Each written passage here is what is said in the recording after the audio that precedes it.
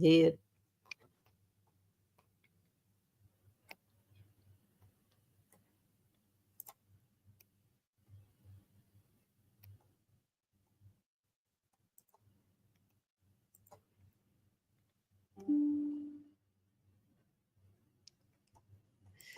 Oh, looks like we are. All right, you're live. You got the intro going, but it's still showing us. Yeah.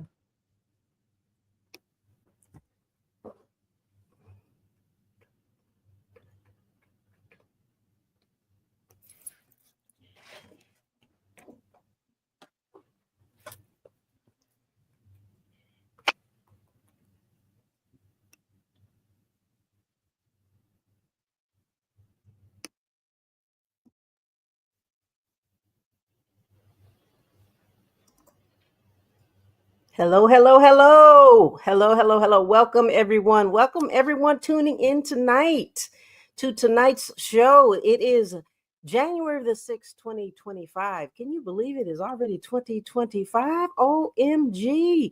We got a great show for you tonight. Tonight, we are kicking off Prim, Proper, Pink, and Pretty. What does that mean, you ask? Well, this is going to be a platform designed for girl talk, girls sports talk. And tonight we've got a very special guest. We're going to be collaborating with the beautiful, pretty lady of sports, Miss Sonja Peterson. Sonia Peterson. With that being said, I am Pink Fanfur. I am a super fan of the Carolina Panthers, as well as a proud member of Carolina's Superfans United, and that is under the leadership of Elaine Brown, aka Mad Catta. Now, without any further ado, I would like to introduce to you our guest tonight, Miss Sonia Pearson. She is the president and founder of All Things Football from a Lady's Perspective, Prim and Proper Sports, as well as the president and founder of the original Carolina Pantherettes.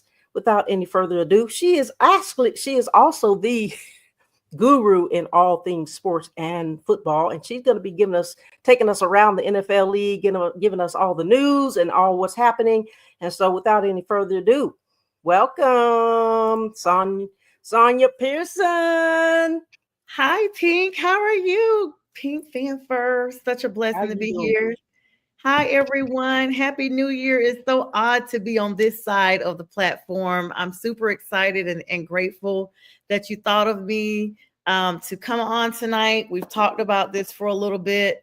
And so it's just so great to connect with your audience. And I'm actually sharing your live as well. Just excited to be here. Happy New Year. Happy New Year, Miss Lady. Thank you so much. And I wanted to give you an acknowledgement. Everybody out there in internet land, if you missed our show last Friday, we had a great show for you. And it was kind of like a preview of what we're going to be doing. We're not going to just be, it's not just going to be the two of us. We're going to have different guests on, namely females and girls, so we can talk girl sports. But I wanted to give Sonia Pearson a shout out because I've known her for quite a few years. And I joined the Carolina Pantherettes some years back, probably the 2007s, back during the, hype era, anyway, so that's how we met. And if you fast forward over the years, I've watched her grow and develop as a person and as a professional person in this field of, sports, all things sports, and by women. And so she's inspired me to actually start doing this. This is not by no means, let me put this disclaimer out there. I am by no means an expert or anything like that on sports, but I just love sports just like she loves sports. So I wanted to thank you personally for you being an inspiration, not just to me, but all women that's all in your group, all women all over the world, for just being the person who you are and just being you, So I appreciate you allowing me to come on your show. Last year, I think we did our first show together in February of 24. And you was like, Pink, can you come on my show? And I was like, come on your show? What do you mean come on your show? I don't know what you mean by coming on your show. So it turned out to be pretty fun. And, it's kind of like just having a conversation, just like how we do. So I like it. And so that inspired me to start my show, Pink Fanfur and Company, where I will be allowing this platform for super fans to come on and talk about their super fanism and just talk about, what makes them super fans and what's the fun about it, because I'm a super fan myself and I'm inspired to be a super fan. And so shout out to you, Sonia, for the inspiration. Thank you so very much, Pink. And that actually honors me. I went ahead and turned my background off. For some reason, it's making me disappear. It's such an honor to do this. I always tell people it started out as something fun that I just like to do to stay connected with my family and friends in the Carolinas, because that's originally where I'm from. And I have not lived there now in as long as I've lived in Atlanta. So it's been a long time since I've lived at home. And so, but it will always be home, and thus the Carolina Pantherettes, which I started. And now here we are. And I would be remiss if I didn't mention Mac and Linda McGrath, the producers of Northeast Professional Sports. They found me last year, said they had been following my little podcast I had been doing on YouTube for like 6 years, 7 years. And they were like, Wow. actually 2023, since we're in 25 now. So it's been over a year. And I meet some really nice people over there, connect with some NFL players and such, and have them on my platform as well. And despite, the roller coaster ride we've been going through as Panther fans, we still have a sustained, commitment to the Carolina Pantherettes, and again, giving respect and gratitude to the ambassadors over there that helped me navigate that fan club. It's a private fan club for Carolina Panther ladies to join. But of course, we do have a gang of pages on all the social media. So it does get to be a lot. And so I'd like to take the time to thank Latasha, Yvonne, Cassandra, Tara, Tabby, Willetta, Brenda, Sharon, Noel, and I think I got Tabby, and I think I got everybody. But I would like to definitely thank all of those ladies for everything they do in helping me manage that. And of course, you, Pink Fan, because you are the lady behind all the ads. You took the ball last year with me when you realized I had a lot going on and trying to start law school, and you have been an invaluable part of this team. So thank you, and thank you for the honor. You honor me by what you've said about me tonight. Well, you got a very good testimony and a great story. And like I said, you're just an inspiration and a very good friend of mine, and I do appreciate you. So, and now we're going to talk about some football. We're going to talk about Carolina Panthers, of course. But before we do that, I want to play a little game. Okay. It's called Interview. Okay. You're on the other side and you're being interviewed. I'm doing the interviewing today. So That's we're going to call it crazy. Interview. I hope I'm ready. I hope I'm ready. You're ready. You're ready. You're ready. So, and then after we do our interview, gang, we're going to go ahead and start talking about all things football, talk about NFL around the league. But first, before we do that, we're going to talk about Panthers football. So let's go ahead and start the question and answers. All right, Miss Sonia, how long have you been a sports fan? So I've been a sports fan all my life, but I've become an avid sports fan in around the middle 2000s, around 2010. So those years fly by. So about 14, 15 years solidly. But I've been in sports since I was a kid. I have a father that played in a local baseball league. He also coached Little League. I played every sport that I could try out and make the team for growing up: track, softball, all of that stuff. I was in marching band. So I've always liked sports. And even as a toddler, I would follow my dad to his games and his practices and everything, until one day I skinned my knee on one of those metal sliding boards. I'm dating myself here because they don't have those no more. Those were pure torture. I skinned my knee on a hot sliding board, and my great grandmother, who was still living at the time, wouldn't let me go with my dad anymore after that. So those were the days. I still remember where I was and everything when it happened. Well, you're going to remember those traumatic times in your childhood. Do you think that was like a big inspiration for you to be into the sports field, as far as like why you like it so much, and how and how you end up, funny enough, you end up talking about it and speaking about it? Well, actually, it kind of took a pivotal shift in like maybe 2016. My uncle and I would watch games together. Like he lived in North Carolina.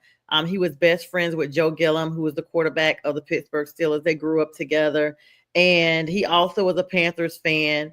And so sometimes we just talk about the games all the time. And I remember the first time I went to a in-person Panthers and Falcons game, and I called him and I was like, "Oh my God, we beat y'all." And he was like, "Wait a minute, who's we?" And I was like, "The Falcons." And he was like, "Oh, no, no, no, no, no." He was like, "You might live in Atlanta, but we are never the Falcons." He was like, "This is where you were born and raised and educated. So North Carolina, no matter where you live, is going to be the team you root for."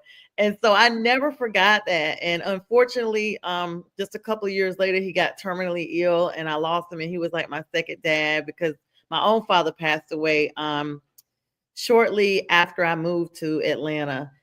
Mm-hmm. And so, yeah, I was trying to make sure I had it right. And so my uncle became like my second dad. And so, in just like talking to him, I used to send him little video clips and I'd be like, "Hey, I just remember one day I just recorded myself and I wasn't even doing a YouTube or anything then. And I was like giving a whole little overcast of the game. And he's like, wow. He was like, you sound really good. You sound like you could be Pam Oliver. I was like, for real? He's like, yeah, you should really like do this. And I was like, okay. And so I did it. It started trending a little bit. And then that was around the time the Panthers went to the Super Bowl. So it really kind of took off on YouTube a little bit. And then the fan club, I used to kind of share just Panthers news in there. I really wasn't thinking about anybody else's team. Then he was just like, you know, I need you to talk about all the sports. He's like, because if you're going to do this, he was like, I could really see you doing this one day. And I was like, Mm-hmm. okay.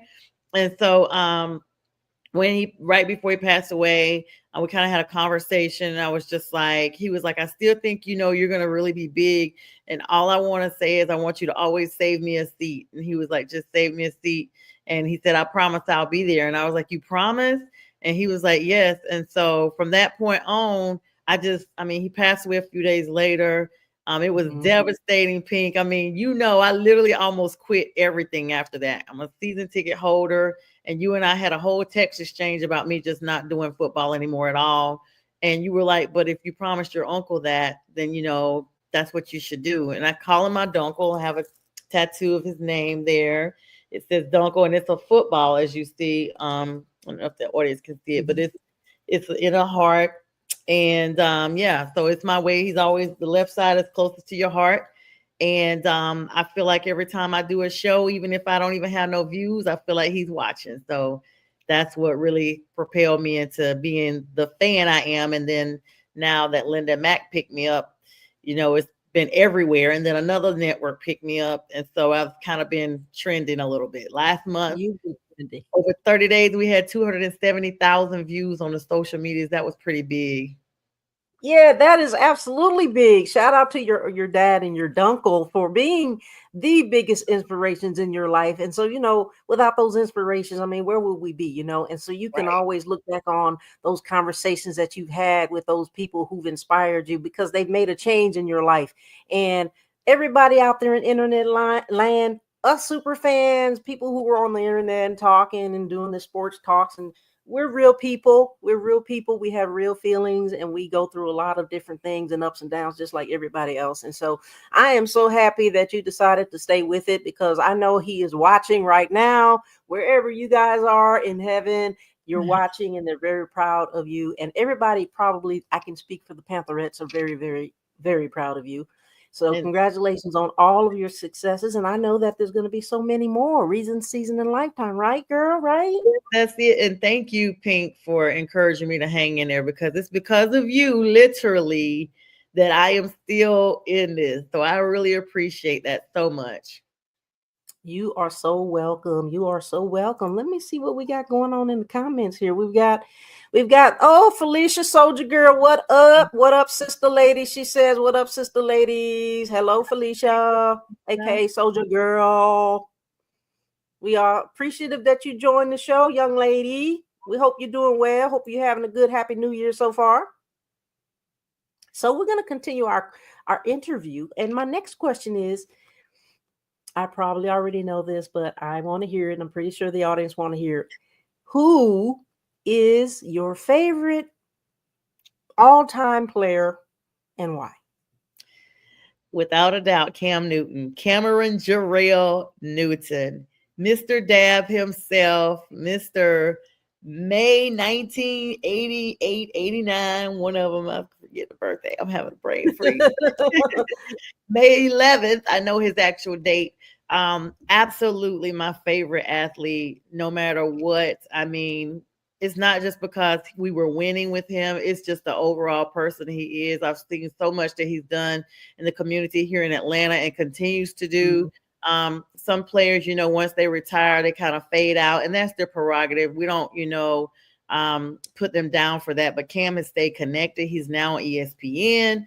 He's stayed, in the community in so many ways. And despite, personal controversies that we heard or have rumored to have heard, he's just like such a cool person. I met him a couple of times. The last time I actually met him up Wow. close, I met him in Tennessee when during the undefeated season at Nissan Stadium, and was talking to him over the banister. But then last summer, I was at a restaurant here in Atlanta, and I actually met him. He came in and walked right behind me. I didn't even realize it was him. And so, Wow. yeah, he walked right behind me. Like, he almost bumped into me because it was like a close area. And so some friends I was with were like, "That's Cam Newton." I was like, "I think that's 2 Chainz." They were like, "No, it's Cam Newton." And so I walked outside and I saw him, and I was just like, and he was like, "Hi, what's your name?" And I was like, "I'm Sonia." And I could barely talk. I was like, "I am like your biggest fan. I met you a few years back, but it wasn't up close." And he was like, "Okay." He's like, "Let me get your phone. Let me get your phone." So he starts reaching for my phone. He's like, "You want to take a picture? You want to post me? You want to do a selfie?" And so he takes this selfie of us. And I was like, "Oh, I could barely get it out." And he was like, "All right, you want Oh, a hug? You want a hug?" And I was like, "I do." I was like, "I've been following you for so long. I'm such a fan." I was like, "I know everybody says I'm they're the number one fan." I said, "So I won't say that, but I am like the top fan." So I was really excited to meet him. It's crazy because for a while, some of the firms I worked with, a lot of lawyers are from Atlanta, and they had like what was called Cam Watch. Like, they would be mhm. working home or going from court or going to a restaurant for lunch. And they text me and be like, "Girl, Cam just walked in the restaurant. You've got to get here." And I'm like, "I don't have an excuse to just leave work." So it was like this one attorney I know, she was like, "Girl, Cam just walked in Papa Do's. You've got to get over Oh, here." And I was like, "I can't leave work right now." So it was crazy because everybody knew how much I loved him, and they knew that they wanted me to have the opportunity to meet him. So it was an organic meeting of him. What last year was 2024. 9 years later, I finally meet him in person. what an amazing opportunity. We've all watched him, all us Panthers fans out there. And I watched him when he was at Auburn. We watched him win the national title in 2009. Then he got selected as the number one pick. Well, he was the Heisman Trophy winner. And then he went on selected as the number one pick and all that. And then we watched him come into the Panthers organization, and we never really got to meet him. Even just standing right there on the sidelines, we never really got to meet him. We didn't even get to shake his hand. So I No, can understand. I can't even understand or imagine how that is to meet the Cam Newton. So did you get I got. pictures? Maybe we can share those pictures next time. I'm getting ready to just show it to you guys because it's on my Instagram. It's actually on the Pantherettes page as the pinned picture. So there it is. Oh, Cam Newton, if you're out there listening, we are talking about you, High Roller, the guy who put Panthers on the map. Yes, He he got the did. swag in the bag. Okay. All right. That's such a very, very memorable thing. Like, amazing. Just how you probably met a lot of celebrities and just doing what you do. And sometimes we get to meet celebrities and sometimes we don't, just being regular fans, but you probably had a lot more people that you've met than we have.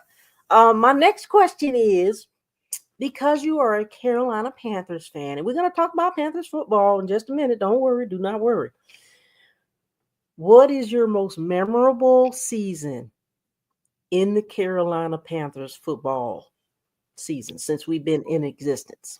Yeah, I'm probably gonna go with the undefeated season, the one that we only fell to the Falcons. That was Yep. such an adrenaline rush, and to see the increase in numbers for the membership. I remember one day in the Pantherettes group. This is when I knew I couldn't run the page by myself anymore. Back then, I was running the page by myself. We had like 250 members. I went to church. There was a game played. I got out of church. There were 1,200 requests to join the group, like legitimate requests to join. And I was just going through check, check, check, check, check. And that's when I was like, okay, I can't run this group anymore. So I reached out to my friend Latasha Shaw Peterker, and I was like, girl, because we grew up together. I was like, this sports thing that I've been doing, I was like, it's taking off. I really need your help. She's like, what do you want me to do? I said, let me figure out how to add you to this page, because I wasn't familiar with how to do any of that on Facebook. I was like, I need to either have you log in as me or something, but I can't, like, it's a lot. And it went from 1,200 to one day it was 2,000. And at first I was like, is there a glitch with Facebook? And one day we were adding so many people that Facebook halted us for 8 hours. They were like, broke the internet. Facebook halted us. They said we were on an 8-hour freeze because there was an insurmountable amount of requests to join the group. So I remember that. That's my season. That's my season. I mean, everybody was dabbing all over the world, even non-Panther fans. We got so many people, especially Miami Dolphin fans. Kathy Coachman, one of my sorors, she became a Pantherette, an honorary Pantherette, just because she was supporting the undefeated season behind the Shula era in Miami. And so, I mean, it was just a great time, Ping. I mean, I'm sure you agree. Everybody loves to win, but it wasn't just the wins. It was just the whole energy. It literally was like revitalized football. It was football for everybody, the entire family, and everybody, because they brought family, faith, football, and fun all in one. And so, all in that order. I've seen a picture of them kneeling, praying. I've seen the dabs. The kids love that.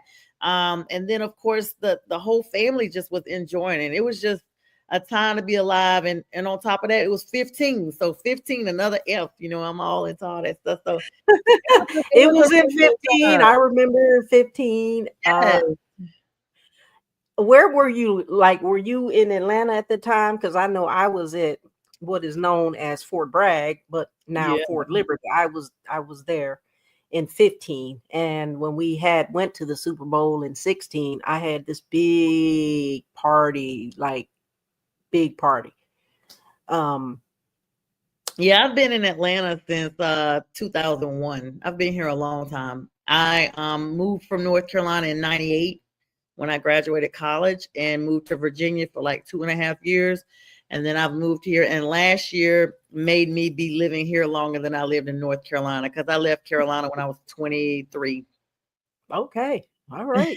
Well, that's such a great memory. We're all going to remember that Super Bowl era when we went, and it was so devastating when we lost that game to the Broncos. I mean, I remember like it was yesterday. That first snap was like, oh, here we go, but for us to have gotten there twice, we've gotten there. So we just need to get there again and win. Yeah, the first one I don't really remember like that. I was in college and I was trying to graduate and just, party central, all that stuff. And it was the inception of the team too. So during that time, I was kind of just trying to come away from supporting the Redskins, now Commanders. I was a Redskins fan.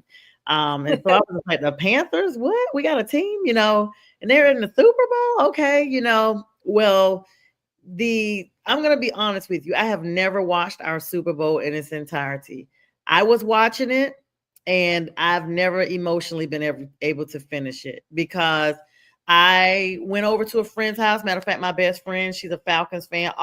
Everybody over there had small kids. I was irate because I couldn't hear the calls. I felt like y'all are just supporting us because it's Cam and he's from Atlanta. Y'all really don't want us to win, because y'all know if we win, y'all gonna be the only ringless team. So I was going off on everybody.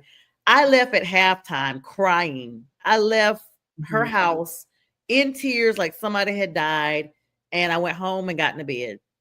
And I only knew we lost for sure the next morning when I woke up and I saw the score everywhere.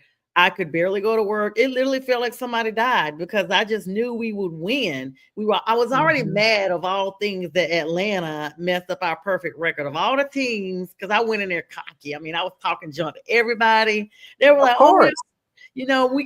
I was like the lone panther in this crowd of people going in, and I was like, yeah, we just here because y'all on the schedule. Who gonna beat us? And I started running through. I was like, this person didn't beat us. This person, they were like, oh, we can't wait for you to come out. I was like, I could barely get out of my seat. I almost wrecked my car arguing with Falcons fans when I left that game because I was so mad. I was talking about their mamas, everything. I was livid. Let me tell you, mad, mad, mad, because I was like, of all teams, I have to live here and work with these people, and they're gonna talk crap all week. And so when we lost it, when that ball was snapped for me, though, Pink, when they came out, to me, the energy was way off. This was Mhm. not the team that I had seen all year. And for me, I was already on heightened alert. Before they came out, I was hyped up all week. Dan Patrick and Todd Fritz, who I had on my show one time. I had Todd Fritz on last year for the Dan Patrick show. They were talking about how defense wins championships. Okay, Denver had a little something, something, but we were stacked on both sides of the ball. So I went into the game thinking we just here to, check the box and just get the t-shirt at the end. This gonna be a piece of cake. When they came out, their aura was different, and I felt it through the TV. And I Mhm. literally said before everybody was like screaming, the kids and stuff was all over the place. I was like, oh no, something is off with this team. Thomas Davis had this surgery on his arm, and Remember that? they were still gonna be there. They just looked like somebody had told them in the locker room, y'all just here to fulfill this part in the Manning industry and the Manning era, and that's gonna be it. I mean, it's almost literally like they looked angry. They didn't look happy. They didn't look necessarily serious. They looked hurt already, like Mhm. emotionally hurt. And I picked Yeah. up on that. I think we all picked up on it, but I too, like you was very emotional about it simply because we had finally made it. And I cried. I don't know about you. I was literally angry. I was Yeah. angry and crying at the same time. I didn't Yes. finish the game either. I didn't finish the game either. And I just couldn't even sleep that night, just I crying. still It's so haven't watched it. Isn't it so weird how emotionally we get, how emotional we get when it comes to these sports? Because sports is just like it's an ingrained and indoctrinated in the fiber of our being, and it's like this thing that we just love so much. Like why do we even allow this thing to take over us sometimes like this? Like it's crazy. Are Yeah. we crazy? I guess we are, Pink, and that's why I absolutely love you, because I remember like the first group that we got together to do a Panthers game with some of the ladies, and I screamed until I could taste blood in the back of my throat. And the girls were like, "Oh my God, I didn't know you were that hype." I'm like, "Yes, don't let the picture fool you. There is nothing dainty about me Exactly. at all. Like, I am a G with it. I'm a tomboy. Like, I love this team. Like, I was screaming, I mean, win, lose, or draw until I almost passed out. Like Mhm. the last time I gave that much energy, well, I gave them that much energy in 23 for a Falcons game. The one game we should have went to yesterday, we didn't go. That We're gonna talk about that too. I've been going every year and I didn't go yesterday. And that's the one I wish I went to so I could have showed my butt. But Mm-mm-mm. I'm always the one that fans be threatening to call the number on me. That's the kind of fan I am. We gonna have to put a jail over there. But we've got some comments. We got from Felicia said, "Did I hear that Sandra may be leaving? I don't know where she got that. Maybe there was a misunderstanding, but maybe you can answer that." And then she says, "That's awesome. Cam is the number one." And then we got James Martin in the house. What up, ladies? Sis got my phone back. Thank God, he said. Oh, thank God. So let me see. Did I hear Sonya may be leaving? Okay, so no, I'm in law school for those of y'all who don't know. So I've kind of taken a not really a back seat. I'm still doing everything. I'm just the ladies really, really help me run the group. I'm in Pink. I literally am only in there every now and then. You guys, this is my first semester of law school, and it has been extremely challenging, but a blessing. And for anybody that's gone through doctoral level studies, especially on the medical side or legal side, they know 1,000%. It's nothing like getting your master's. I've done that. This is a whole different thing. It's like being brainwashed. So, long story short, I'm not leaving. I'm still there. My classes do start a week from today, so I'm enjoying the last part of my little break, but I've already gotten assignments. And so I'm there, but I'm just am in a limited capacity. So don't worry, Phyllis. But Felicia, I appreciate you. Yeah, we're glad you're staying. James said, much love to you, much to y'all, Panthers. Bryce, you the Hey. future. Hey, yeah. We are going to talk about the Panthers in the second half too here in a few minutes. But so thank you guys all for tuning in. We still got one more question for you, Miss Sonia. Okay. Because we were talking about the Super Bowl, what are your predictions for the Super Bowl and why? So I'm seeing a Lions and Bills NFC Super runs Bowl. the NFC. We're going to talk about the playoff picture here in just a minute. Yeah, I'm seeing So, the Lions. I'm seeing the Lions for the NFC and number the one Bills. seed in the NFC. Yep, and the Bills for the AFC. I'm seeing the Chiefs getting set down. Number two in the AFC are the Bills. Yep, that's who I got. 1 and 2 with the Well, Lions since we're winning. gonna, that's so good. I mean, I'm thinking the same thing. So I'm thinking as we go and start rolling over into the second half of the show, since it's 8:30, let's talk some Carolina football first. All right. And then we'll talk about, news around the league. I'll let you do your thing on that. You guys know I'm not an expert on news around the league. I know a lot, but I don't know a lot. Uh, and then, we're gonna talk about playoff picture, what that's looking like, and then we're gonna close it out with some predictions with the wild card week coming up. But with that being said, week 18 NFL is a wrap. It Finale is was a wrap. yesterday. Let's talk about the winners, the losers. But first, That you video. said, yeah, Sonya wants to present this video because this is a great introduction into Carolina Panthers football. It is. All our I'm Panthers excited. fans out there, where you at? Where you at? I'm definitely about to go ahead and present this nice video for everybody in case anybody missed it. Celebrate. Here we go. Let's see. Share screen. Share screen. I'm going to do a window. Yep, I got it right here. I'm going to do my entire screen. I'm going to hit. Shout out to Matt Catta, Victory Monday, What's up, ladies. Catta? What's up, Catta? How you doing, man? Cheers. Cheers. Here we go. All righty. Now let me go over here to it. Let me know that you can see it before I start. Can you see it, Pink? All I see is me and you. Pink. All I see is prim, proper, pink, and pretty. Oh, no. Hold on. I got to come out. I just realized something. Hold on.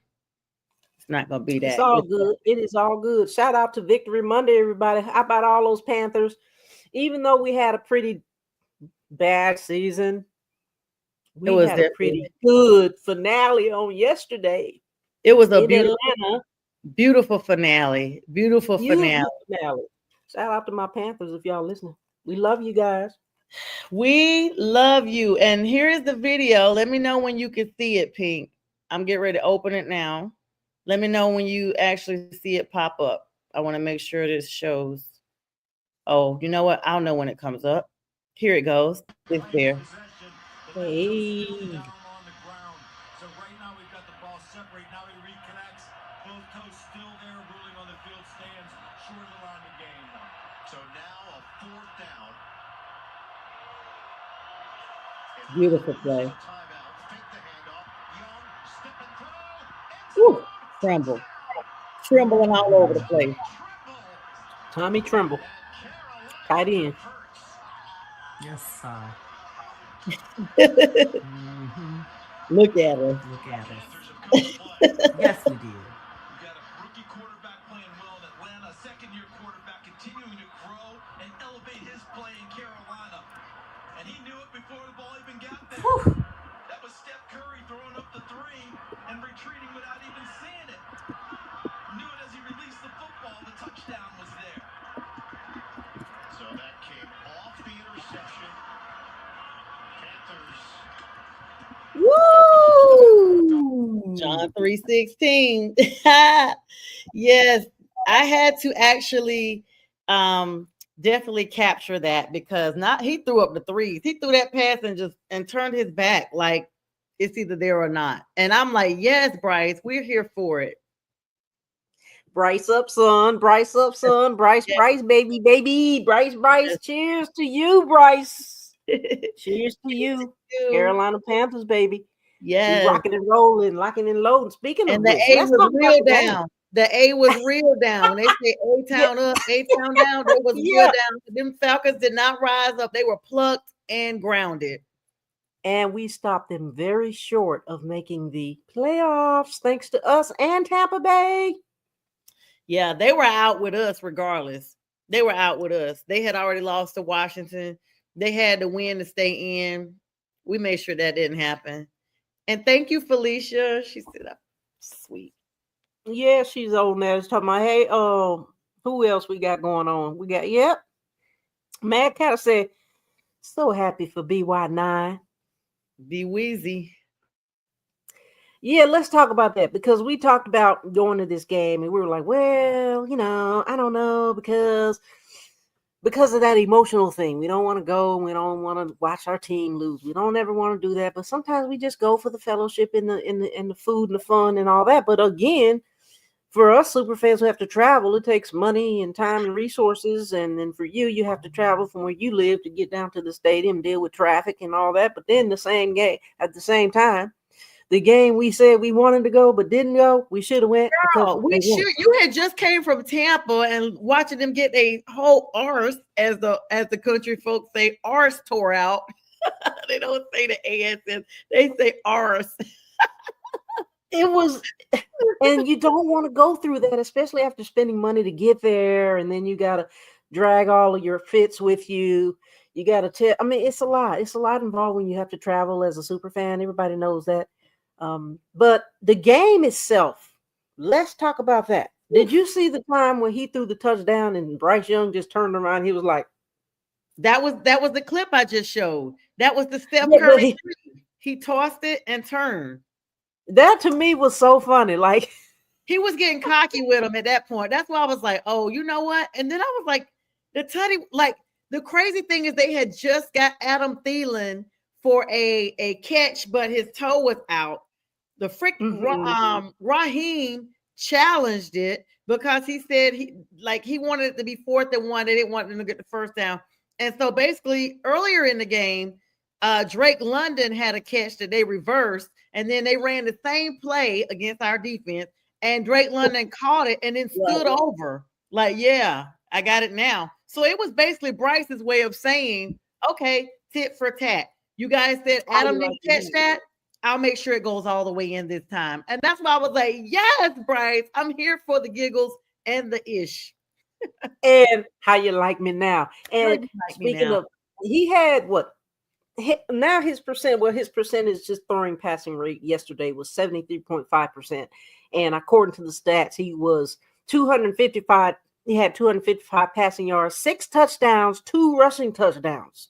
Let's talk about that. That was a nearly perfect game. Yes, no interceptions. They protected the ball. I mean, it was a very high offense the entire game. Nobody slowed down. They were doing a couple no huddle calls.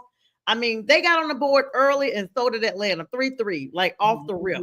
Then the second, it was like every quarter. The second quarter, 14-21. We were now down by 7 points at the half. We had to kick it up. Third quarter, they left Atlanta scoreless, and that's when it helped them. They got up 14, and the fourth quarter, I was a little worried. They were starting to, kind of get off the gas a little bit. That defense was tired because Atlanta's offense, I mean, considering they put Michael Penix Jr. in there, they were playing lights out. Let's be clear. They've been playing lights out. And just having him in there look like that, even with their defense, is solid. And so Bryce was smart enough to call heads. Heads was advantageous to us because we got the ball first. and he made sure they never got it back. And that's exactly what had happened to them the previous week with Washington. And so I'm excited. 44-38, overtime. I don't care if we ain't win. Every season I say, I don't care if we don't win near another game, as long as we beat the Buzzards. And every year for the last 5 years, we've at least beat them once, and I'm happy with it. We're so happy we got that swag. Like, we've always had the swag. He brings the swag to me. And then Kata says, that's the swag I've been waiting to see from Rice. It's over for the NFC South now. It's over. It's definitely over. So for Way to real, go. Pink, that's not even just saying nothing. If you look at the stats, the last time, every game we've come through this season, it's been by most of the time one score. It's only been a couple of games we all out lost. The last time we were like that, we went to the Super Bowl the very next season. It's over. It's over for the South. I agree. It is over for the South. Remember all of those close games, like you just mentioned, the overtime games with Kansas City, Tampa, Philadelphia. Cheated. Those games there, those are the games that gave us the confidence and the will, the fortitude to realize this is who we are, this is what we do. And I think that all of those experiences for the last few games have led to that one event that happened yesterday. It culminated all the way up until yesterday. And then you've seen a damn near perfect game. Like, this is what it is. This is what we look like. And everybody left there happy as hazies. I mean, if you just allow me a second, Pink, just to put the facts out there for you. Oh, yeah, go ahead. Blown out by the New Orleans Saints in the very beginning when they were blowing everybody out, and Tampa Bay in the end. We literally started the opener 47-10. Okay, so what? Second game, 26-3. Okay, yeah, we got blown out by them. Then we beat the Raiders 36-22, lost to the Bengals by 10, lost to the Bears, and that was a shocker. So that's 3 games we got basically beat down 36-10. Falcons beat us by 18. I guess we can go ahead and count that as a real game. Commanders beat the crap out of us. That's 5 games we should have lost off the rip. And then the Broncos 14. The Saints, we lost by 1 point the second time. We beat them by 1 point. So we don't count that one. We beat the Giants. The Chiefs overtime. I'm not counting that. Y'all cheated. That Adam Thielen catch was a freaking catch. It's the chefs and the refs. Chefs and the refs.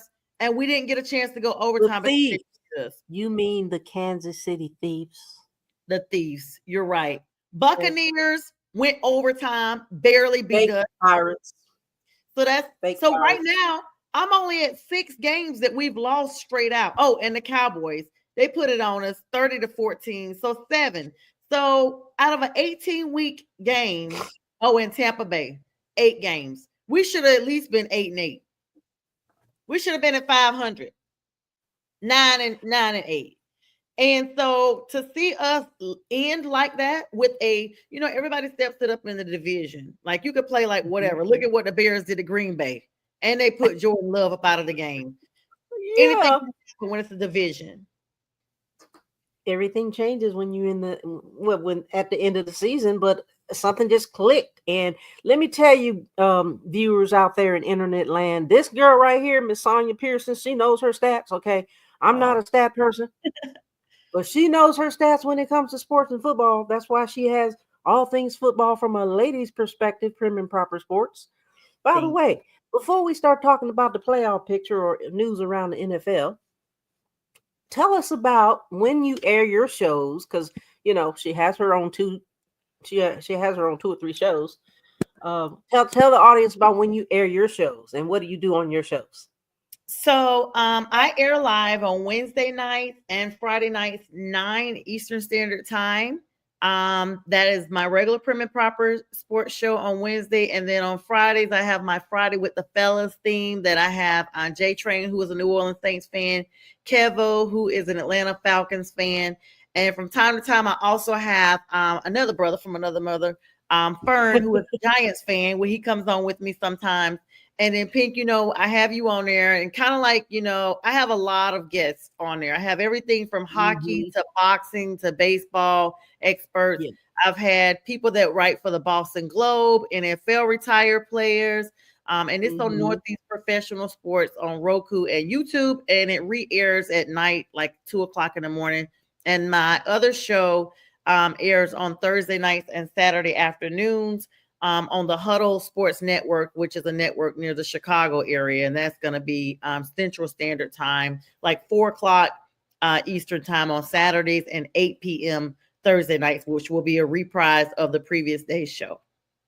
All right, you got a lot going on, but you forgot about the Sunday morning I was show. about to say, before I go on, I'm a guest on the Sunday morning football show. I'm kind of like a co-guest, co-host with Mag Jack, Keith Angle, J Train, Pags, the Philly sports guy, and myself. They've made me an official partner over there with them on Sundays. 8 a.m. Eastern Standard Time to 10 is the show before the show.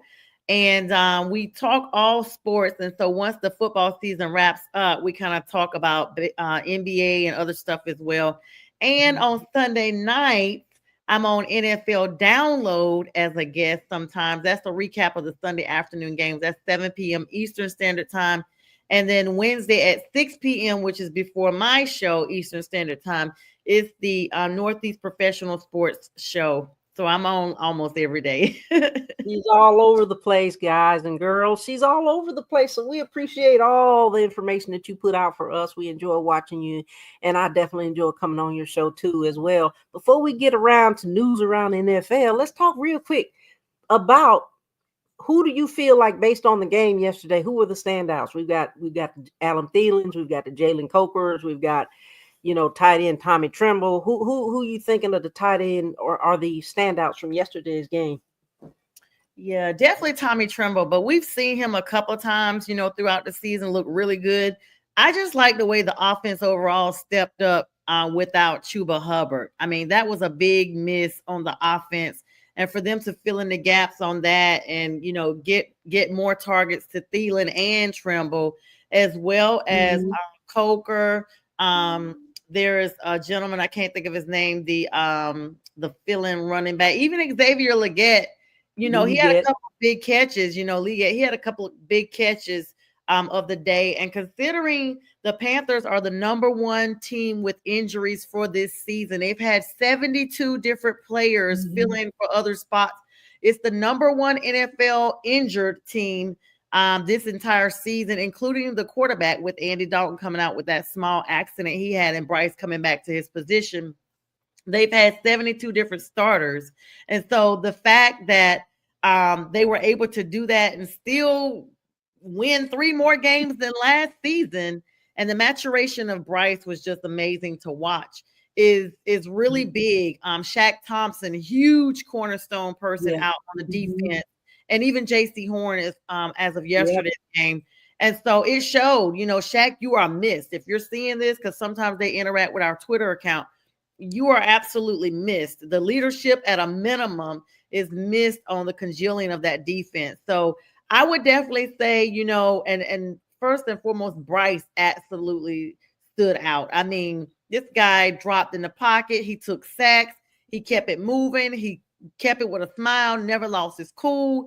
He seemed centered, controlled, poised, and focused. And so and confident. I was excited.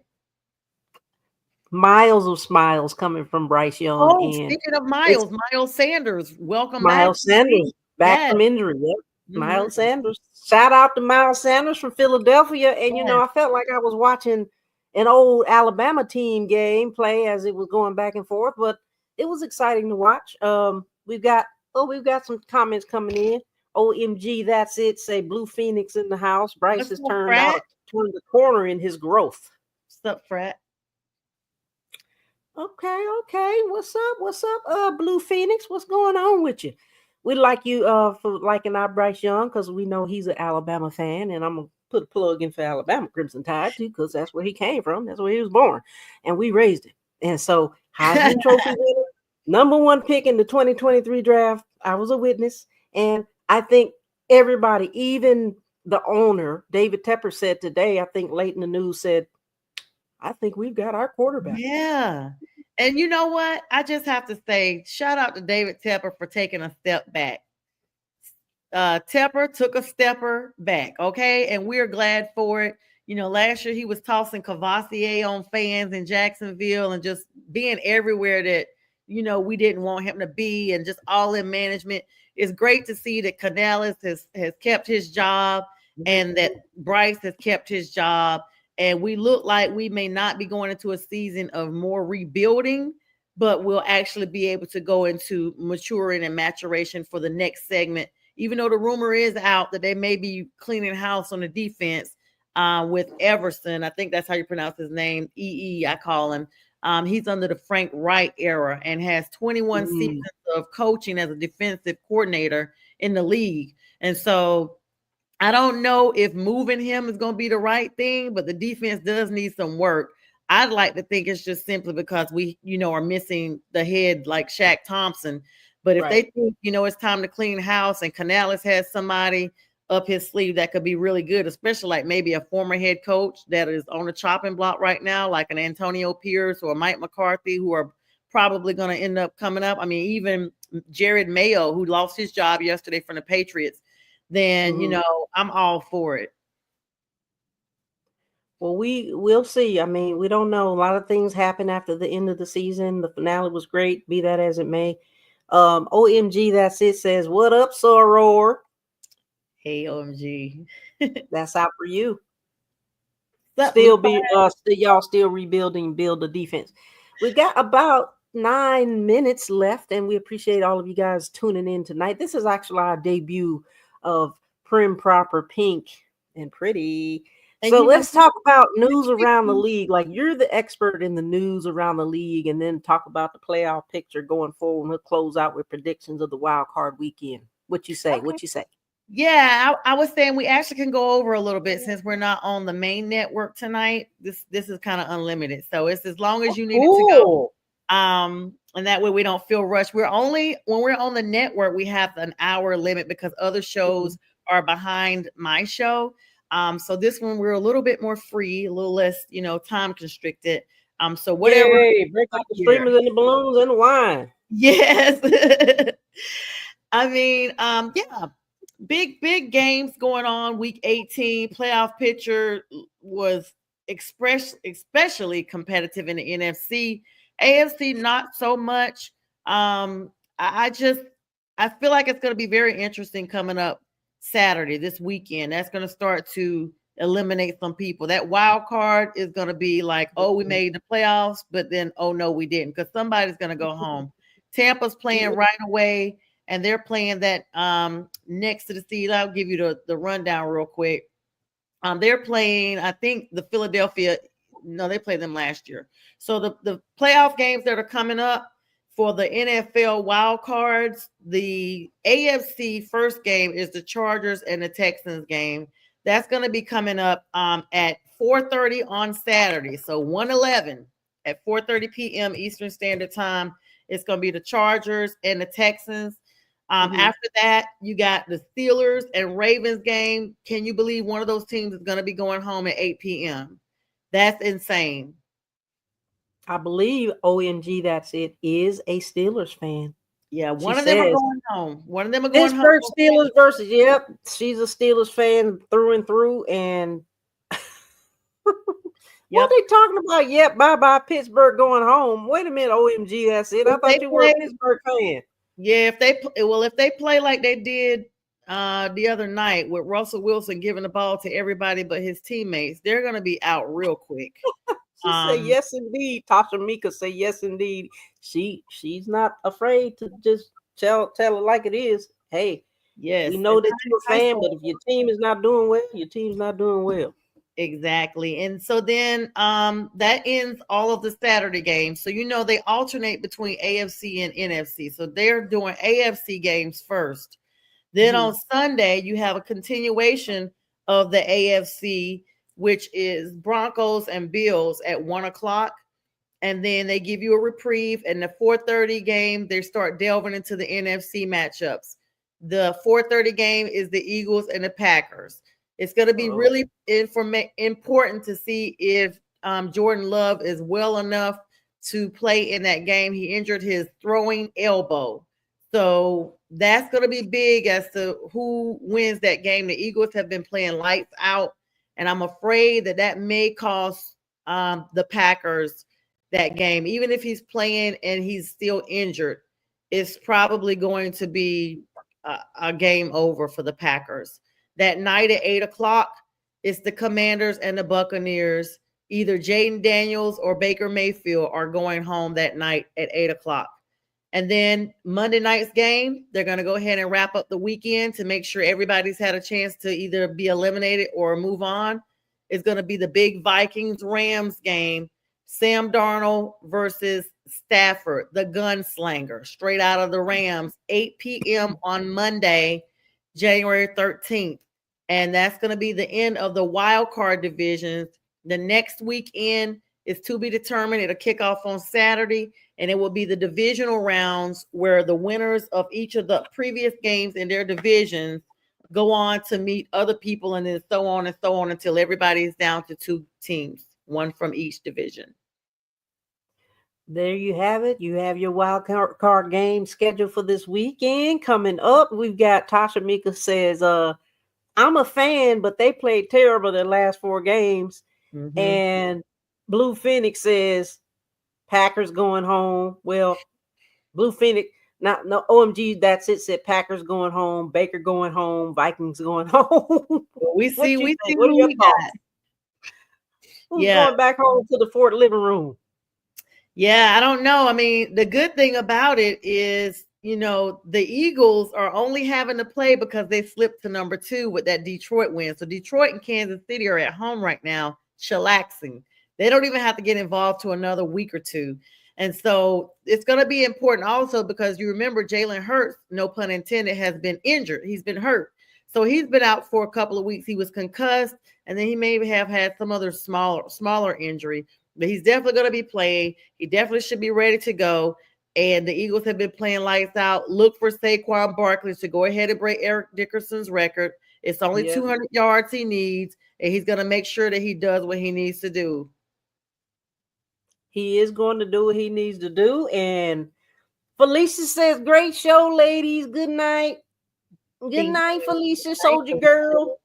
Army strong. Eagles are playing the Packers. Somebody asked that question. Well, it's going to be interesting. It's going to be a very exciting weekend. This is where a lot of people who don't really watch football come in and they start watching the playoffs. Or like I used to do, once my team was eliminated, I'm done. But now I have a propensity to support Detroit. I literally have just really been loving the Dan Campbell story, loving the fact that they've never gone to a Super Bowl. I mean, it's only 4 teams out there that have never gone, and they're one of them. And they came so close last year, and Dan Campbell was so transparent about how difficult it is to get back down to that role of the playoffs, and here they are again. And I am a huge supporter of them going all the way and winning. They played a great game yesterday. Did you see it? Yes, I did. I mean, it's unbelievable. Night. It's unbelievable. I mean, Sam Darnold, for the first time, at least some of the facial expressions they were showing, he looked like he was a little shook. And he almost looked Pantherish, like some of the Pantherish Sam Darnolds we've seen. I mean, I thought he was gone, but he showed up a little bit last night. I was thinking the same thing. I was thinking, well, maybe it's just me, but I was thinking the same thing when he was like scrambling around. Then he didn't really seem sure. Like, this is what he did when he was with us. And then, okay, did he revert back to who he really is? Or what's happening here? I know him. There he is. That's what I was thinking. Me and you were thinking the same thing. I'm like, this is reminiscent of when he was back with us with the Panthers. He didn't do a damn thing. Right. Then he goes out to the Vikings and he shows out. And then when you get in this big game like last night, that was a must-win situation. And you get in there and you're like, wait a minute, what am I supposed to do? Should I throw it over here? Should I throw it over there? What should I do? Should I scramble? Should I run? What? Exactly. Like, that's Pantherish. I don't think he ever really wanted to be there. I don't think he really wanted to be with us anyway. Yeah, I don't think so. The writing was on the wall. And, let's be clear, the Vikings are still very formidable in a playoff run. Let's not get it twisted. All these teams that are in the playoffs, including Kansas City, have had very suspect games. And any of them can be taken down. That's why it's the best of the best, the cream of the crop. The competition has stiffened because this is the elite. Well, I think what was happening was they were actually trying to rush the passer last night in that game with the Lions and the Vikings, and we haven't seen a lot of that. And that's what you need to do. And I think that's one of the strategies that you got to have going in is you got to start really playing more aggressive ball. You got to start rushing the passer. You got to, force some fumbles. You got to do something, anything to win this game that's not going to be illegal. Yeah, definitely. Definitely so. And that's 1,000% true. And these teams cannot go into the playoffs playing like they've played. No matter who they play, who they beat, XYZ, they can't play the same style of football because, like you said, this is the best of the best. And everybody's the best on this level. Everybody's the best on this level. OMG, that's it. Said, man, that was an awesome game. LOL, Pantherish. Well, he didn't have an offensive line in Pantherville. Yeah, sounds familiar. Line, but they've made do with what we've gotten, and I'm actually okay with the O-line we have now. They've gotten some draft investment. They're getting a draft pick from Baltimore. Shout out to the trade from Deontay Johnson, who for some reason has now gone to 2 different teams and refuses to take the field for anybody. So good thing we went ahead and got rid of that and got a trade perspective, even though Baltimore is probably going to be like pick number, I don't know, 28 or 29 by the time it's over with, unless they go all the way. And then we got the last pick. But we got to give Chicago back one last pick for Bryce. We finally are going to be paying them in full this draft. You're and still then in debt. This last pick, we owe them, I think, a second rounder, and then that's it. Well, it's going to be interesting. I'm still contemplating going to the draft. After seeing that game yesterday, it kind of motivated me to be like, okay, I don't know. I'm kind of wanting to go to the draft now, but then I'm thinking I really don't want to travel all the way to where is it going to be, Green Bay? And it's so expensive. But this is the thing. So I may be going because I got to figure it all out. And if I go, you got to come, Pink. I may be going to do a debut with Dennis Cockerman and the Trailer Park Country Band. They want me to sing or read. I have not been able to, I have not been able to get that together. They were at the draft this year. And so I know. They've been invited. I was there. They've been invited. They were the band at the party. They were the band at the summit party. Yeah, they've been invited to come to the draft by the NFL next year. And so I'm trying to get it together. It's just everything going on with school has got kind of like me everywhere. So I got to just figure out how that's going to work because that's in April. And April may be my finals, and that may be a time I cannot travel. So we'll have to just see.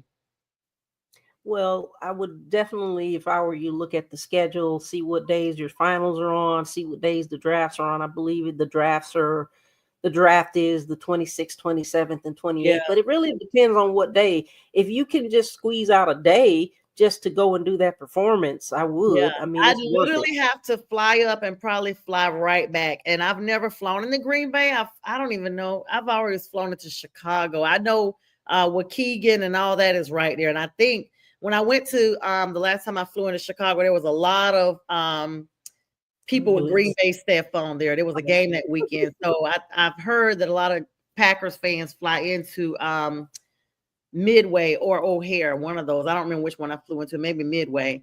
But yeah, they were renting cars and like driving to Wisconsin. So if that's quicker, then I guess I'll fly into Chicago. I have to kind of map it all out. Okay. Well, keep me posted. Congratulations on your selection to go sing that. And shout out to Dennis Cockerman and his band. I know you've had him. What's up, Dennis? Trailer Park Country. Trailer Park Country. We got that. We got the Trailer Park Country.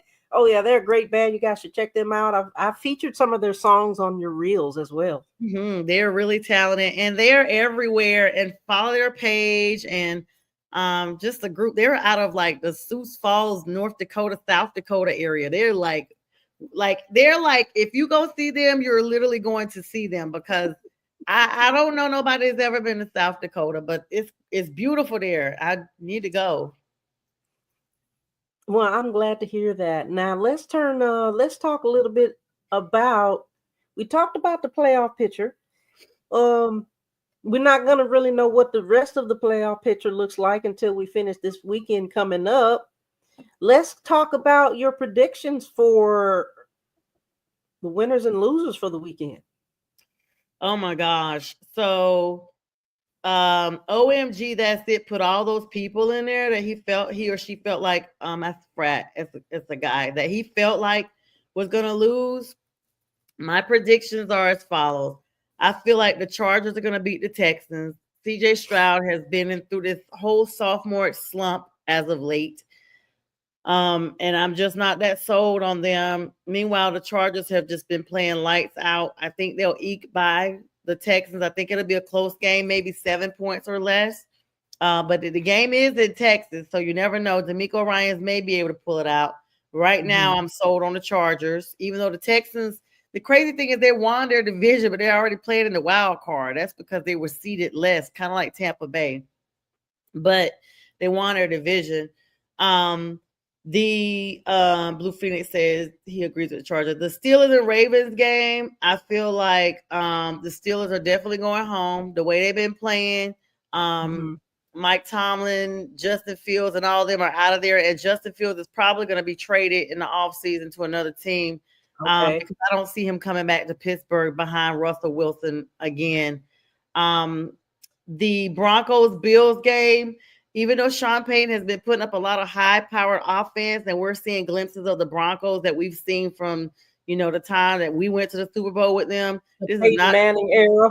Yes, the Manning era. This is not the same Broncos team, even though he's trying to reignite them, and that's awesome. But Josh Allen being the position the Bills that they are not going to stand for that. This game is in Bills Mafia.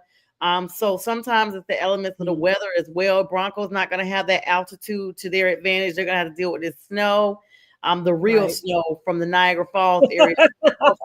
Getting it done. Yeah. And it really is going to be bad snow, because they're calling for snow here around that same time. So I can imagine, I think it's up and down the whole eastern seaboard. It's going to be getting this winter storm Blair. I think I got an alert from FedEx today. They've named it Winter Storm Blair. And they're talking about like delays of packages because of this winter storm. And I gotta stop you for a second. Blue Phoenix said we got some. Wait a minute, we're not gonna have no fist bumping in the comments. Blue Phoenix said, "Yep, Steelers are gone." Tasha Mika Daw said, "Whatever." Yeah, they saying whatever. They saying what she's saying. Whatever. Steelers. I thought she said that they was losing anyway. I mean, come on, somebody. She might be talking about the Chargers Texans game, but she could clarify. That 4:30 game, Packers and Eagles, it's gonna be. I think the Eagles are gonna win regardless. They got Jalen Hurts coming back and Saquon Barkley. Even if Jordan Love plays, don't forget him. Who? Devontae Smith, wide receiver number 1. Oh yeah, he was on my fantasy, and A. Brown. They both were on my fantasy. That I've been eliminated from because I lost. Oh, okay. I was in the OMG page. Okay, no worries. All right, so yeah, that game, Eagles are gonna do it, and it's in Philly. Those fans are not going for no L as hard as they fought. They were eliminated the first round last year by Tampa Bay. They're not trying to go through that with Green Bay this year. Not another Bay. Okay, not 2 Bays in a row that's gonna beat them. Let's see. The next game, Sunday at 8:00, Commanders and Buccaneers. Jaden Daniels, I think you've had a great run in the NFL. You've had a very stellar introduction. You probably will be rookie of the year. Without a doubt. You have literally showed up and showed improved in a very big way. But I think it's time for you to pack up your locker room, even though I really kind of hope the Commanders do win. It's nothing like having an NFC South, team represent that's not the Falcons or the Saints.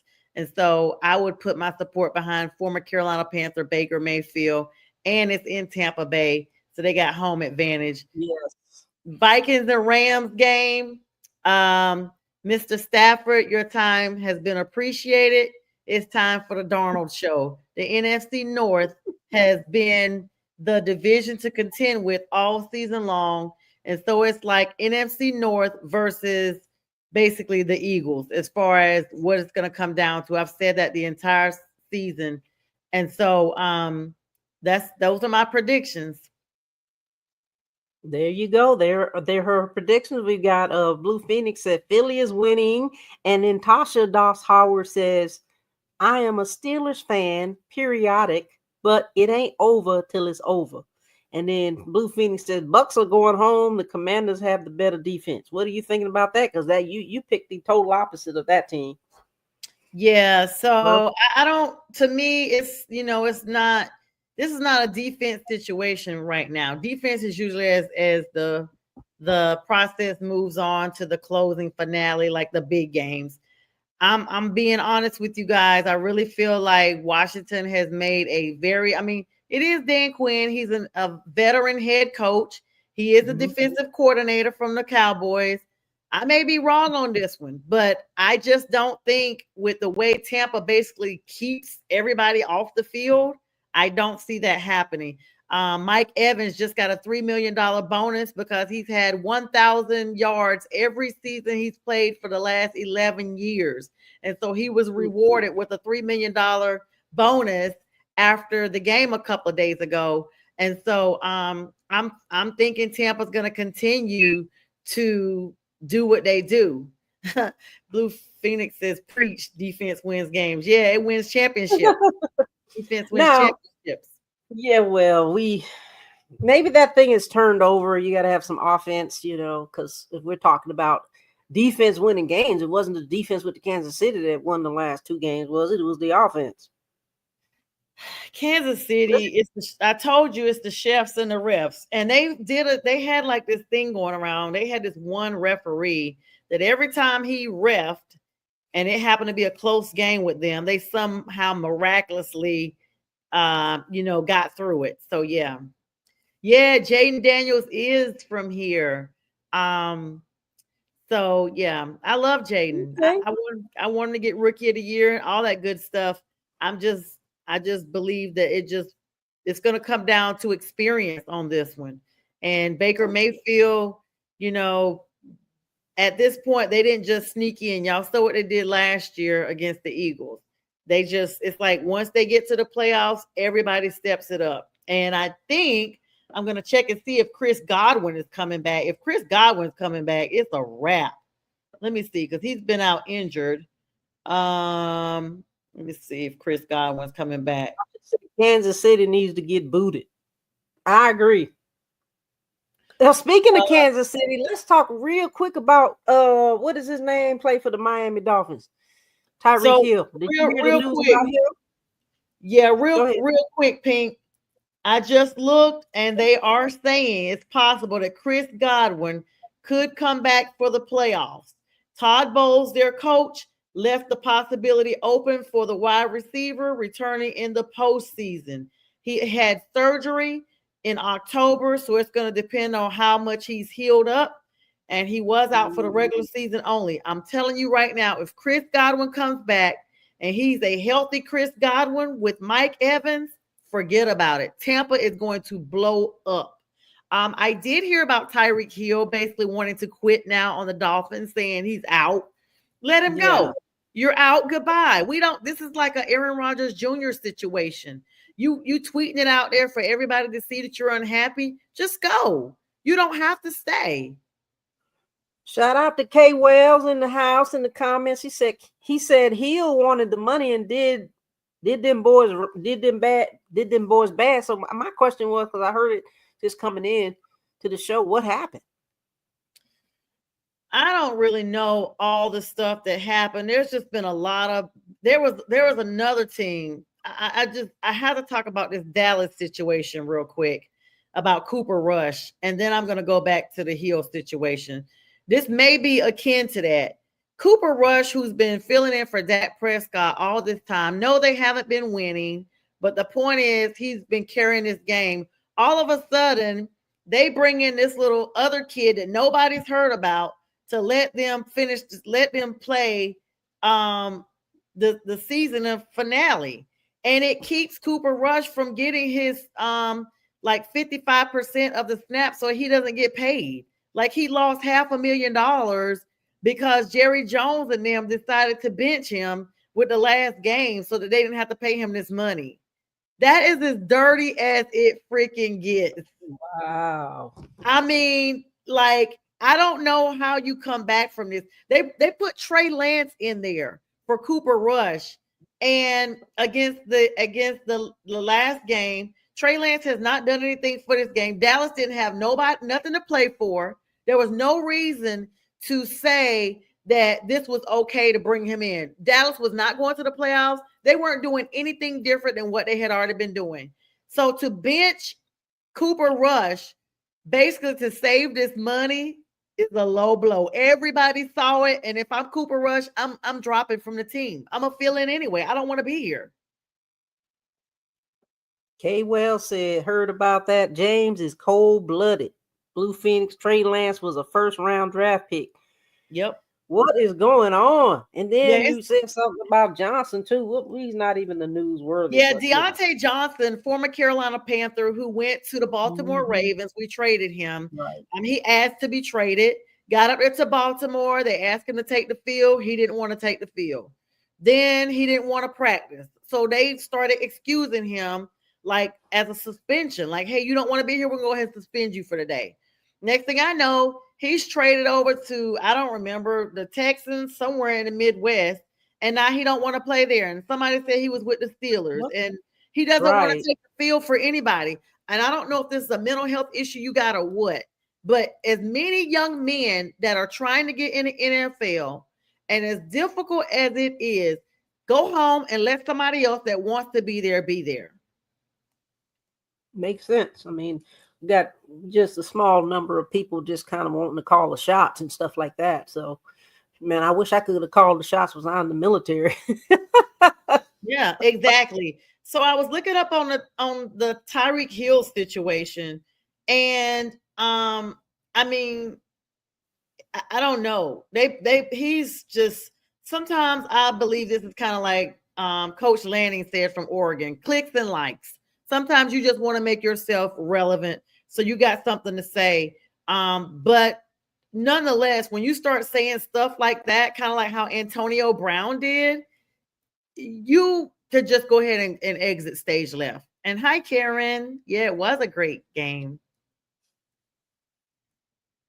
Yeah, we got Karen Belk in the comments as well, saying hi. So yeah, it was a great game. I'm so happy for all the Carolina fans who watched that game, either in person or on TV. It was just electrifying.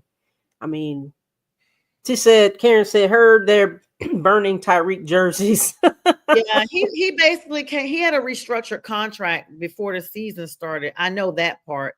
And it basically made him get more money at some point. But then if the Dolphins were to cut him, it was just it was almost like a non-tradable clause. It's just a lot. Like Blue Phoenix said, his big money guarantees, money paid. So now he's looking for another payday. That's about the gist of it. Is that the routine? You go to one team and he did it in Kansas City, then you go to Miami, then you do it in Miami, then let me go to my next team and do that. That's like the routine thing to do. Yeah, he's milking the situation. And let me tell you what's crazy, Pink.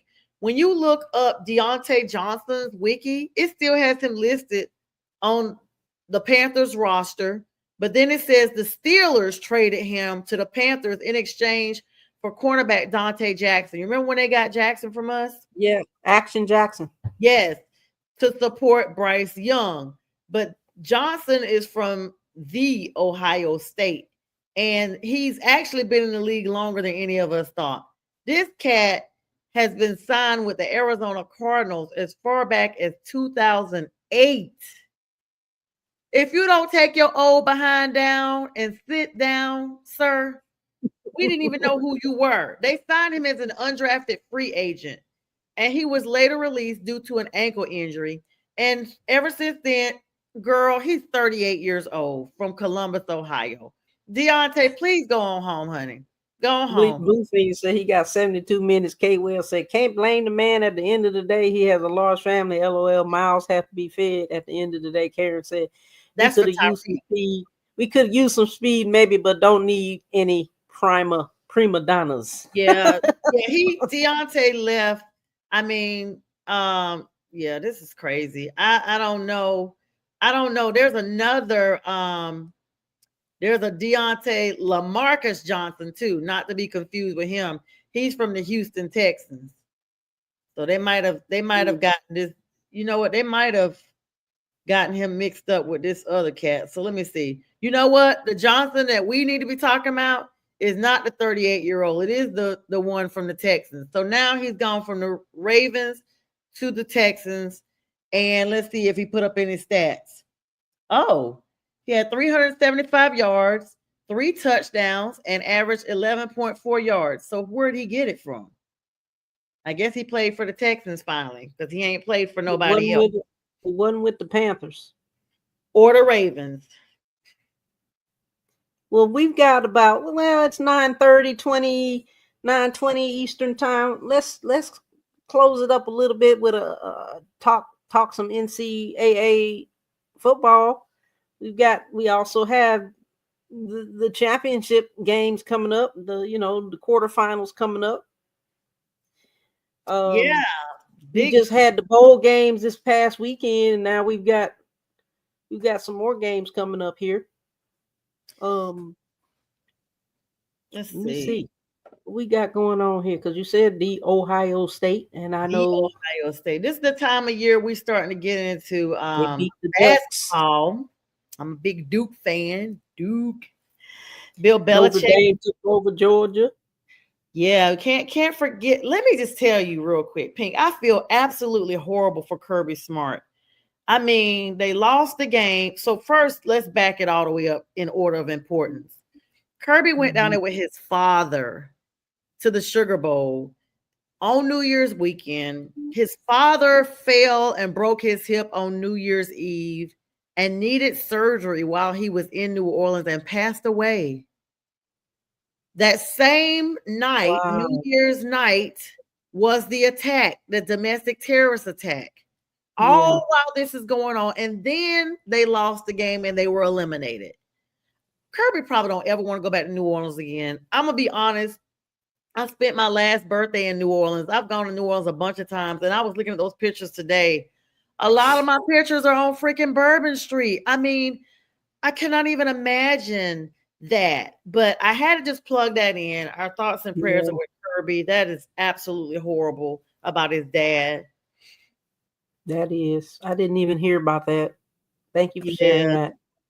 Yeah. We got some more chats coming in here. We've got Karen. Well, Karen said, love Jalen Coker, hoping Xavier Legette gets a little more consistent. Couple of great catches. Blueface Ohio is going to win. I'll win it all. Dennis, shout out to Dennis Cockerman in the Trailer Park Country. Damn, what up? We talked him up. We talked about you, man. We talked about you.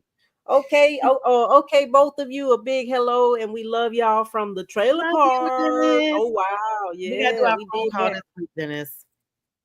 Karen says, so disappointed Georgia is out. Should pull for Texas since they're SEC, but can't heard about Kirby's dad. Tasha said, I'm glad Georgia lost, but that's it. Yeah. Yeah. So it's going to be interesting now. We got Notre Dame. We got Ohio. What we got coming up here? They, the Ducks got quacked down, Pink. I was shocked. They got quacked all the way down. I mean, I was impressed. I mean, Mr. Clicks and Likes, that's what I always call him. I was like, that's what he said about Coach Prime. He's like, they're playing for clicks and likes, and we're playing for wins. And I never forgot that. He had his whole team hyped up to like just obliterate them.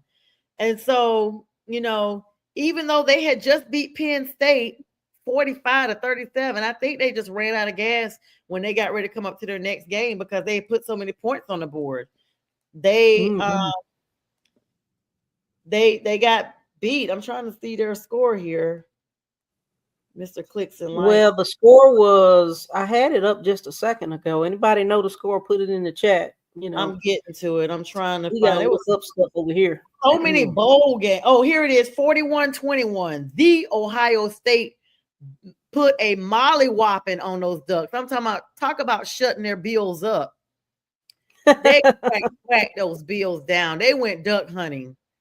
Ooh, quack, quack, quitty, quack, quack. So we had, yeah. January 2nd, Georgia, Notre Dame beat Georgia 23-10. Then we had Penn State over Boise State 31-14. So now we've got, and then we had January the 1st, of course, Texas pulled out a win over Arizona.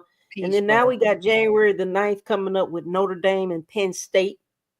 And then January the 10th, Ohio State with Texas Longhorns. And of course, the winners of those two games will advance to the national championship game, TBD, January the 20th, correct?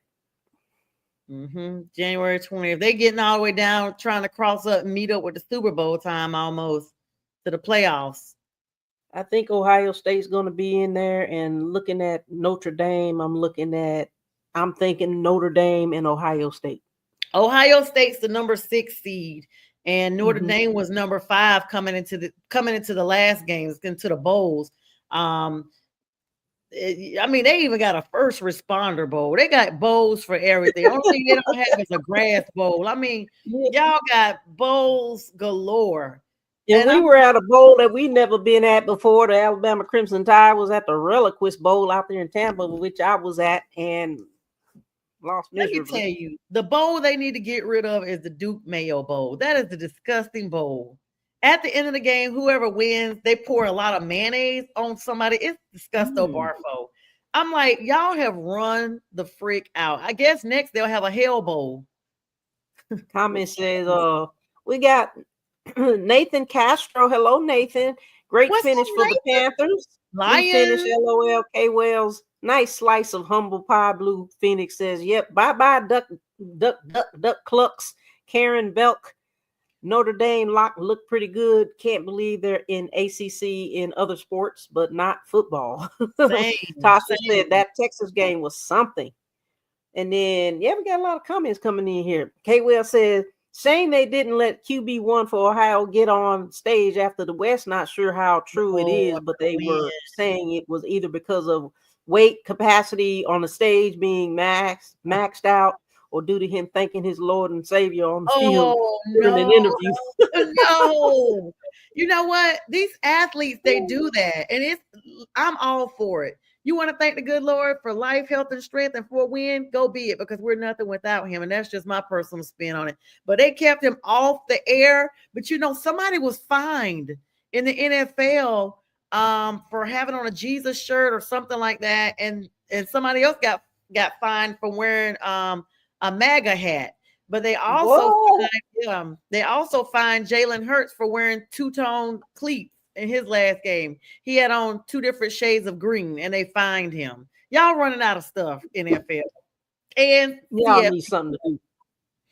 Wow, that's horrible. Well, you know, if you can't put QB1 on the stage after a dub, that's just as bad as when, was it them that played Michigan and they got into the big brawl because they were trying to plant their little win on their field and stuff, and all these people were out there fighting?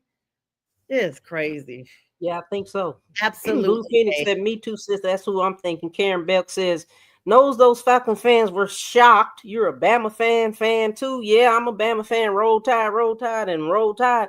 Blue Phoenix said, hey, them boys pay money, minimum $4 million. K-Well said, some fines are worth it. Absolutely.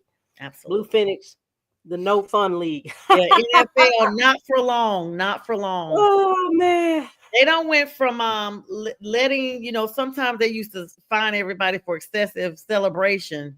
And now, though, what you can't do is you can't do this. Drake London got fined for doing like the shooting. That's like you firing an AK-47. You can't be doing that. Crazy. He did it during the season opener. I was at the game, the Falcons game. He did it in the season opener against the Pittsburgh Steelers right after the week after the Appalachian school shooting, which was here in Georgia. How dumb can you be? Yes, you're gonna get fined. Yeah, that's just to do And they anything had like the, that of and that they had nature is ridiculous. the badges on their uniform in honor of the kids that died, and you still went out there like, dude, there's no recourse on that one. That is dumb and stupid. Dumber. So what we gonna close out with? We got, let's just say, what would you like to close out with? The night has been fun. We had a great time. We talked a lot. We talked a lot about a lot of stuff. We're gonna listen. We're gonna come back. I want you guys to follow Sonia's channel. She's got all things football from a lady's perspective on Facebook, and she's also on YouTube, Prim and Proper Sports, as well as on Instagram, Prim and Proper Sports, as well as X, Prim and Proper Sports. So she's all over. Go and follow her, Prim and Proper Sports. And then on Facebook, like I said, all things football from a lady's perspective. Share, like, share, subscribe, all that good stuff. You guys can follow me on Facebook at Pink Fanfur on Facebook, X, and I'm on X and YouTube. Yeah. I just started my YouTube channel about 3-4 weeks ago now. And I started like doing my makeup tutorials and my hair tutorials because you guys know I'm a super fan and I got to get all dressed up and duded up. So I said, well, I got to do it anyway. I might as well video it. And it's so much fun. Watch it. It's so much fun and informational. I watched one of your eye makeup ones. So I did my eye makeup tonight. And I'm excited about it because it turned out decent. It's nice and subtle. And I'm not big on my own makeup. And I crimped my hair. So see, you did great. You did great. I've loved doing that. I love makeup, guys, and hair.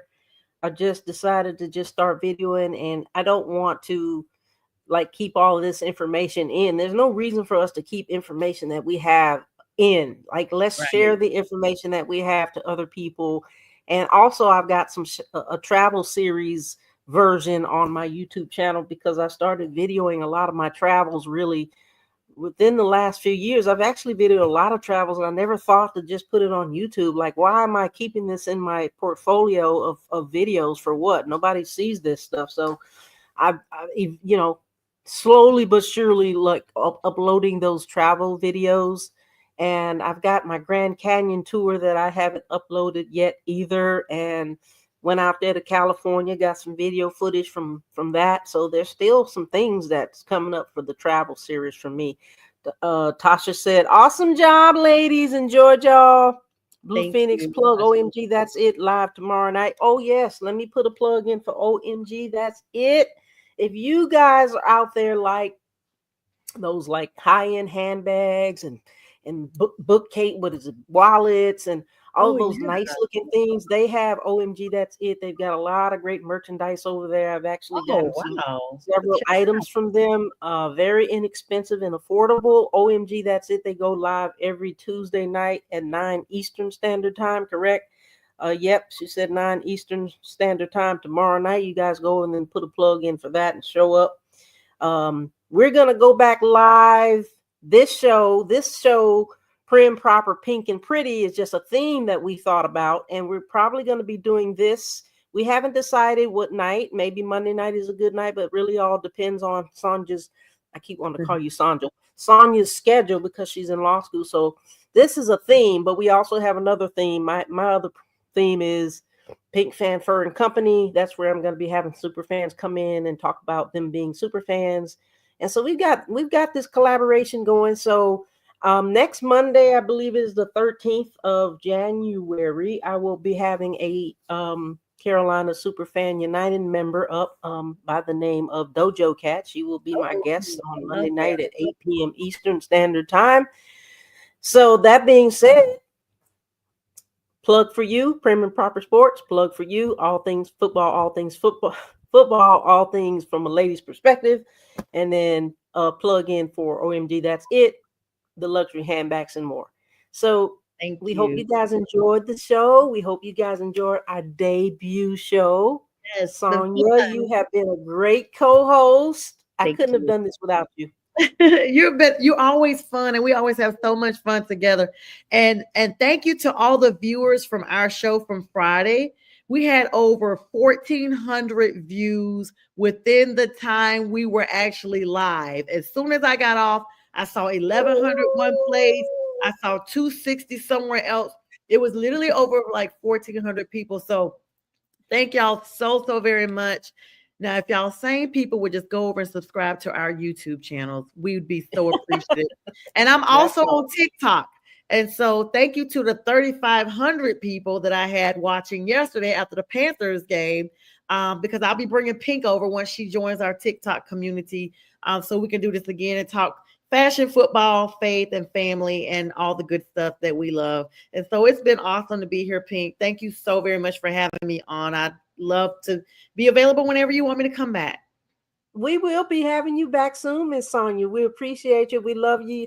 We love you guys out there, all of our viewers out there in internet land. We're going to go ahead and close for the night. We hope that you have a great evening and be blessed, be safe, stay tuned, and we will see you soon. All right. Thank you. Good night, guys. Good night.